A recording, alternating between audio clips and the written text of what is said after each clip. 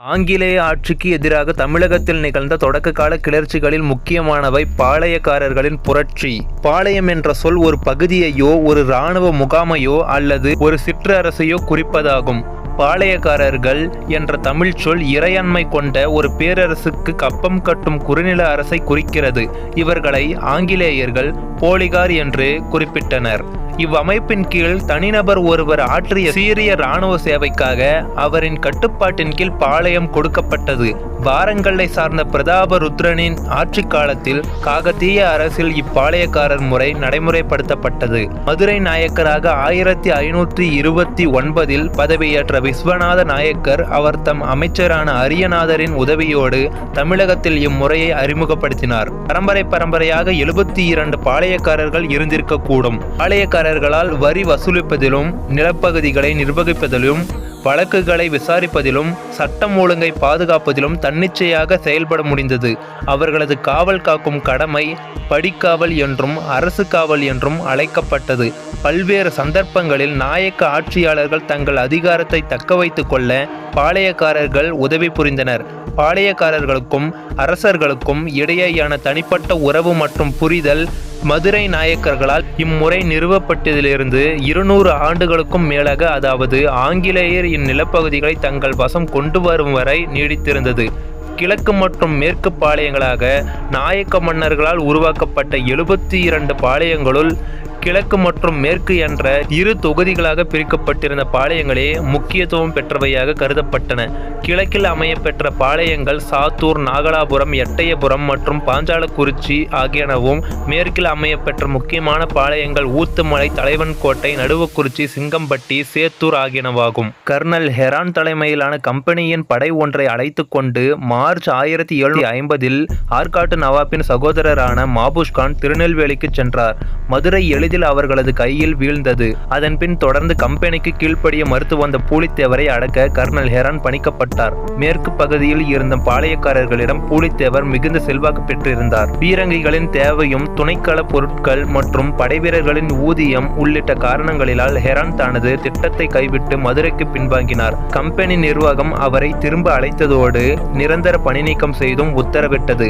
நவாப் சந்தா சாஹிப்பின் முகவர்களாக செயல்பட்டு வந்த மியானா, முடிமையா, நபிகான் கட்டாக் என்னும் 3 பத்தானிய அதிகாரிகள் மதுரை மற்றும் திருநெல்வேலி பகுதிகளில் பொறுப்பு வகித்தனர். அவர்கள் ஆற்காட்டு நவாப்பான முகமது அலிக்கு எதிராக மேற்கு பாளையக்காரர்களுக்கு ஆதரவளித்தனர். அவர்களோடு பூலித்தேவர் நெருக்கமான நட்புறவை ஏற்படுத்தி கொண்டிருந்தார். மேலும் பூலித்தேவர் ஆங்கிலேயர்களுக்கு எதிராக போரிட பாளையக்காரர்களின் கூட்டமைப்பு ஒன்றையும் ஏற்படுத்தினார். சிவகிரி பாளையக்காரர் நீங்களாக பிற மறவர் பாளையங்கள் யாவும் அவரை ஆதரித்தன. எட்டயபுரமும் பாஞ்சாலக்குறிச்சியும் கூட இக்கூட்டமைப்பில் இணையவில்லை. மேலும் ஆங்கிலேயர்கள் ராமநாதபுரம் மற்றும் புதுக்கோட்டை மன்னர்களின் ஆதரவை பெற்றனர். பூலித்தேவர் மைசூரின் ஹைதர் அலி மற்றும் பிரெஞ்சுக்காரர்களது ஆதரவினை பெற முயன்றார். ஏற்கனவே மராத்தியர்களோடு கடுமையான மோதலில் ஈடுபட்டிருந்த ஹைதர் அலியால் பூலித்தேவருக்கு உதவ இயலவில்லை. கூடுதல் படைகளை மாபுஸ்கானுக்கு அனுப்பி திருநெல்வேலிக்கு செல்லும் படையை பலப்படுத்தினார். மேலும் கம்பெனியின் 1000 சிப்பாய்களோடு நவாப்பால் அனுப்பப்பட்ட 600க்கும் மேற்பட்ட படைவீரர்களையும் மாபுஸ்கான் பெற்றார். மேலும் அவருக்கு கர்நாடக பகுதியில் இருந்த குதிரைப்படை மற்றும் காலாட்படை ஆதரவும் இருந்தது. மாபுஸ்கான் களக்காடு பகுதியில் தனது படைகளை நிலைநிறுத்தும் முன்பாக திருவிதாங்கூரின் 2000 வீரர்கள் பூலித்தேவரின் படைகளோடு இணைந்தனர். களக்காட்டில் நடைபெற்ற போரில் மாபுஸ்கானின் படைகள் தோற்கடிக்கப்பட்டன. பூலித்தேவர் தலைமையில் ஒருங்கிணைக்கப்பட்ட பாளையக்காரர்கள் எதிர்ப்பு திருநெல்வேலி பகுதியில் ஆங்கிலேயர் நேரடியாக தலையிடுவதற்கான வாய்ப்பை ஏற்படுத்தி கொடுத்தது. திருவிதாங்கூர் மன்னரின் ஆதரவோடு 1756 முதல் 1763 வரையிலான காலத்தில் பூலித்தேவர் தலைமையிலான திருநெல்வேலி பாளையக்காரர்கள் நவாப்பின் அதிகாரத்தை எதிர்ப்பதையே முழு நோக்கமாக கொண்டிருந்தனர். கம்பெனியாரால் அனுப்பப்பட்ட யூசுப் கான் சாஹிப் என்ற நமது மதமாற்றத்திற்கு முன்பு மருதநாயகம் என்றும் அழைக்கப்பட்டவர். திருச்சிராப்பள்ளியில் இருந்து தான் எதிர்பார்த்த பெரும் பீரங்கிகள் மற்றும் வெடிப்பொருட்கள் வந்து சேரும் வரை பூலித்தேவர் மீது தாக்குதல் தொடுக்க அவர் ஆயத்தமாகவில்லை. பிரெஞ்சு படைகளோடு ஒருபுறமும் ஹைதர் அலி மற்றும் மராத்தியரோடு புறமும் ஆங்கிலேயர் போரில் ஈடுபட்டு கொண்டிருந்ததால் பீரங்கி படைகள் செப்டம்பர் 1760 தான் வந்து சேர்ந்தன. யூசுப் கான் நெற்கட்டும் செவலில் கோட்டையை முற்றுகையிடுவதற்காக நடத்திய இத்தாக்குதல் 2 மாதங்கள் நீடித்தது.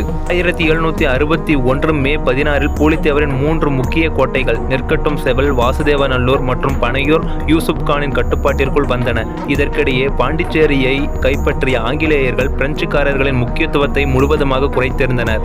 இதன் விளைவாக பிரெஞ்சுக்காரர்களின் உதவி கிடைக்காது என்று உணர்ந்த பாளையக்காரர்களின் ஒற்றுமை உடைய துவங்கியது. இதையடுத்து திருவிதாங்கூர், சேத்தூர், ஊத்துமலை மற்றும் சுரண்டை ஆகிய பகுதிகள் எதிரணியினருக்கு தங்கள் ஆதரவை அளிக்கத் தொடங்கின. கம்பெனியின் நிர்வாகத்திற்கு முறையான தகவல் அளிக்காமல் பாளையக்காரர்களோடு பேச்சுவார்த்தை நடத்திய யூசுப் கான் மீது நம்பிக்கை துரோக குற்றம் சுமத்தப்பட்டு 1764 தூக்கிலிடப்பட்டார்.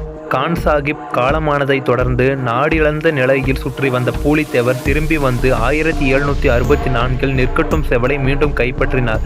எனினும் 1767 கேப்டன் கேம்பெல் என்பவரால் தோற்கடிக்கப்பட்டார். தப்பிச் சென்ற அவர் நாடிழந்த நிலையிலேயே காலமானார்.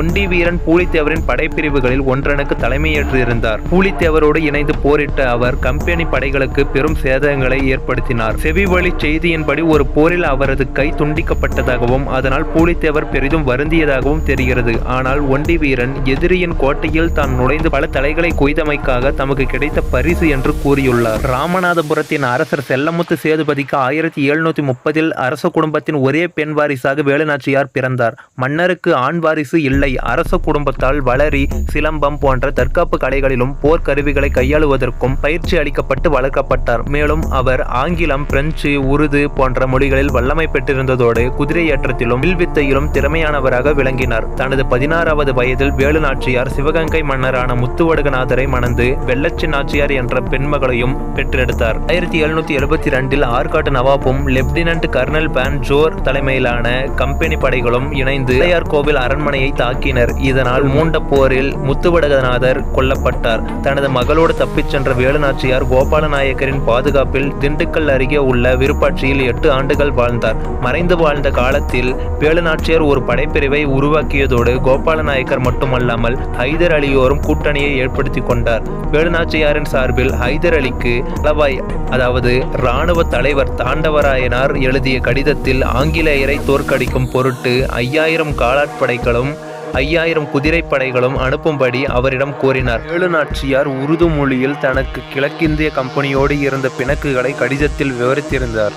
மேலும் தான் ஆங்கிலேயரோடு மோதுவதில் தீவிரமாக இருப்பதை தெளிவுபடுத்தினார். அவரது மன உறுதியை பார்த்து வியந்த ஹைதர் அலி தனது திண்டுக்கல் கோட்டை படைத்தலைவரான சையதிடம் அவருக்கு வேண்டிய இராணுவ உதவிகளை வழங்குமாறு ஆணையிட்டார். வேலுநாச்சியார் பிரிட்டிஷாரின் ஆயுதங்கள் குவிக்கப்பட்டிருக்கும் இடத்தை அறிந்து கொள்ள உளவாளிகளை நியமித்தார்.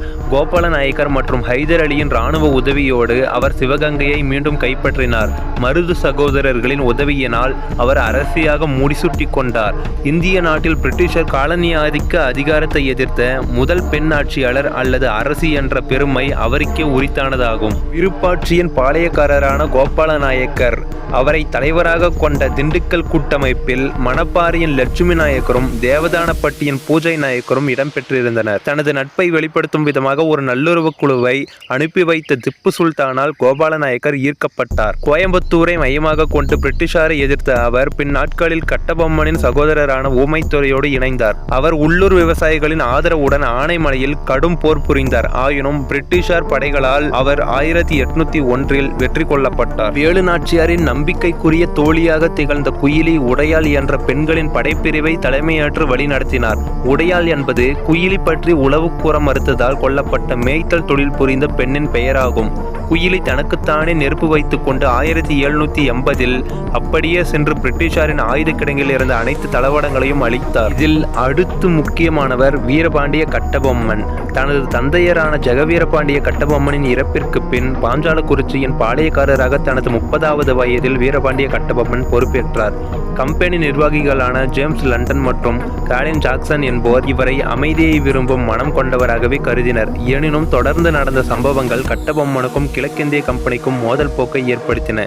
1781 கம்பெனியாருடன் நவாப் ஏற்படுத்திக் கொண்ட உடன்படிக்கையின்படி மைசூரின் திப்பு சுல்தானுடன் ஆற்காட்டு நவாப் போர் புரிந்து கொண்டிருந்த போது கர்நாடக பகுதியில் வரி மேலாண்மையும் நிர்வாகமும் கம்பெனியின் முழு கட்டுப்பாட்டின் கீழ் செலுத்தும் நிலை ஏற்பட்டது. வசூலிக்கப்பட்ட வரியில் 1/6 பங்கு நவாபிற்கும் அவர் குடும்ப பராமரிப்பிற்கும் என ஒதுக்கப்பட்டது. இவ்வாறு பாஞ்சாலக்குறிச்சியிடமிருந்து வரி வசூலிக்கும் உரிமையை கம்பெனி பெற்றிருந்தது.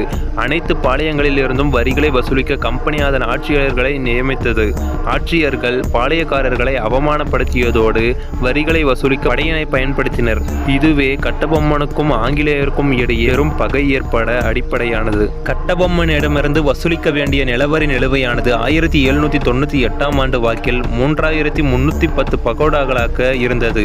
இவற்றை வசூலிப்பதற்காக ஜாக்சன் என்ற கர்வமுள்ள ஆட்சியர் இராணுவத்தை அனுப்ப முயன்ற போது மதராஸ் அரசாங்கம் அதற்கு அனுமதி அளிக்க மறுத்தது. 1798 ஆகஸ்ட் 18 ராமநாதபுரத்தில் வந்து தன்னை சந்திக்குமாறு கட்டபொம்மனுக்கு அவர் ஆணை பிறப்பித்தார். ஆனால் கட்டபொம்மன் மேற்கொண்ட முயற்சி பலனளிக்காததோடு குற்றாலம் மற்றும் ஸ்ரீவில்லிபுத்தூர் ஆகிய இடங்களிலும் ஜாக்சன் அவரை சந்திக்க மறுத்தார். இறுதியாக 1798 செப்டம்பர் 19 அன்று அனுமதியளித்ததன் பேரில் கட்டபொம்மன் ராமநாதபுரத்தில் ஜாக்சனை சந்தித்தார். ஆணவத்தின் மொத்த உருவமாக திகழ்ந்த ஜாக்சனின் முன்பு கட்டபொம்மன் 3 மணி நேரம் நிற்க வைக்கப்பட்டதாக சொல்லப்படுகிறது. ஆபத்தை உணர்ந்த கட்டபொம்மன் தனது அமைச்சரான சிவசுப்பிரமணியனாருடன் தப்பிச் செல்ல முயன்றார். உடனடியாக ஓமைத்துறை தனது ஆட்களோடு கோட்டைக்குள் நுழைந்து கட்டபொம்மன் தப்ப உதவினார். ராமநாதபுரம் கோட்டை வாசலில் நடந்த மோதலில் லெப்டினன்ட் கிளார்க் உள்ளிட்ட சிலர் கொல்லப்பட்டனர். சிவசுப்பிரமணியனார் கைது செய்யப்பட்டு சிறையில் அடைக்கப்பட்டார். பாஞ்சாலக்குறிச்சிக்கு திரும்பிய கட்டபொம்மன் ஆட்சியர் ஜாக்சன் தன்னை எவ்வாறெல்லாம் அவமானப்படுத்தினார் என்பதை மதராஸ் ஆட்சிக்குழுவிற்கு தெரியப்படுத்தினார். அக்குழு வில்லியம் பிரவுன், வில்லியம் ஓரம், ஜான் காசமேஜர் ஆகியோர் அடங்கிய குழுவின் முன்பாக ஆஜராகும்படி கட்டபொம்மனை பணித்தது. இதற்கிடையே சிவசுப்பிரமணியனாரை சிறையிலிருந்து விடுவித்தும் கலெக்டர் ஜாக்சனை பணியிடை நீக்கம் செய்தும் ஆளுநர் எட்வர்ட் கிளைவ் உத்தரவிட்டார். குழுவின் முன்பாக 1798 டிசம்பர் 15 அன்று கட்டபொம்மன் ஆஜராகி ராமநாதபுரத்தில் நிகழ்ந்தவற்றை விளக்கினார். கட்டபொம்மன் குற்றவாளி அல்ல என்று குழு முடிவு செய்தது. ஜாக்சன் நிரந்தர பணி நீக்கம் செய்யப்பட்டு அவரது இடத்தில் புதிய ஆட்சியராக SR லூசிங்டன் என்பவர் நியமிக்கப்பட்டார். கட்டபொம்மனும் நிலுவைத் தொகையில் 1080 பகோடாக்கள் நீங்களாக பிற நிலுவைத் தொகையினை செலுத்தியிருந்தார். இதற்கிடையே திண்டுக்கலின் கோபால நாயக்கர், ஆனைமலையின் யதுல் நாயக்கர் போன்ற அருகாமையில் இருந்த பாளையங்களை உள்ளடக்கிய தென்னிந்திய கூட்டமைப்பை சிவகங்கையின் மருதுபாண்டியர் ஏற்படுத்தினார். மருதுபாண்டியர் அதன் தலைவராக செயல்பட்டார். திருச்சிராப்பள்ளி அறிக்கை தயாரிக்கப்பட்டது. இக்கூட்டமைப்பு கட்டபொம்மனின் ஆர்வத்தை தூண்டியது. மருது சகோதரர்களை கட்டபொம்மன் சந்திப்பதை ஆட்சியர் லூசிங்டன் தடுக்க முயன்றார். ஆனால் மருது சகோதரர்களும் கட்டபொம்மனும் இணைந்து ஆங்கிலேயரை எதிர்ப்பது என்று முடிவெடுத்தார்கள். கட்டபொம்மன் தனது செல்வாக்கை பயன்படுத்தி சிவகிரி பாளையக்காரரை தங்களோடு இணைக்க முயன்றார். அவர் அதற்கு மறுத்தார். அதனால் சிவகிரியை நோக்கி கட்டபொம்மன் முன்னேறினார். ஆனால் சிவகிரி பாளையத்தினர் கம்பெனிக்கு கப்பம் கட்டி வந்தனர். அதனால் கட்டபொம்மனின் சிவகிரி நோக்கிய படை நகர்வை தங்களுக்கு விடப்பட்ட சவாலாகவே கம்பெனியார் கருதினர்.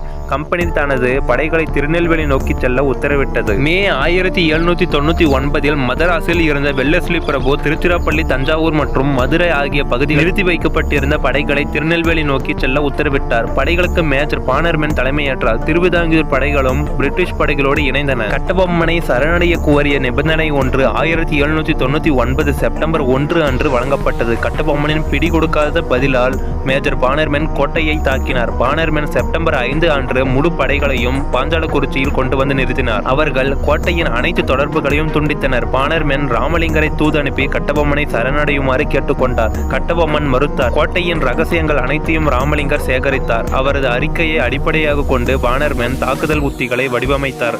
கோலார்பட்டியில் நடைபெற்ற மோதலில் சிவசுப்பிரமணியனார் கைது செய்யப்பட்டார். கட்டபொம்மன் புதுக்கோட்டைக்கு தப்பிச் சென்றார். பிரிட்டிஷார் அவரது தலைக்கு ஒரு வெகுமதியை நிர்ணயித்தனர். எட்டயபுரம் மற்றும் புதுக்கோட்டை அரசர்களால் துரோகம் இழைக்கப்பட்ட கட்டபொம்மன் இறுதியில் பிடிபட்டார். சிவசுப்பிரமணியனார் நாகலாபுரத்தில் செப்டம்பர் 13 அன்று தூக்கிலிடப்பட்டார். பானர்மேன் விசாரணை என்ற பெயரில் ஒரு கேலிக்கூத்தை பாளையக்காரர்களின் முன்பாக அக்டோபர் 16 அன்று அரங்கேற்றினார். விசாரணையின் போது கட்டபொம்மன் தன் மீது சுமத்தப்பட்ட அனைத்து குற்றச்சாட்டுகளையும் ஏற்றுக்கொண்டார். திருநெல்வேலிக்கு மிக அருகேயுள்ள கயத்தாரின் பழைய கோட்டைக்கு முன்பாக இருந்த புளிய மரத்தில் சக பாளையக்காரர்களின் முன்னிலையில் கட்டபொம்மன் தூக்கிலிடப்பட்டார். இவ்வாறு போற்றுதலுக்குரியவராக திகழ்ந்த பாஞ்சாலக்குறிச்சியின் பாளையக்காரர் கட்டபொம்மனின் வாழ்க்கை முடிவுற்றது. அவர் மீது புனையப்பட்ட நாட்டுப்புற பாடல்கள் பலவும் அவரது நினைவை மக்களிடையே உயிர்ப்புடன் தக்க வைத்துக் கொள்ள உதவுகின்றன. என்றும் இணைந்திருங்கள் யாழிசை தமிழிசையுடன். நன்றி, வணக்கம்.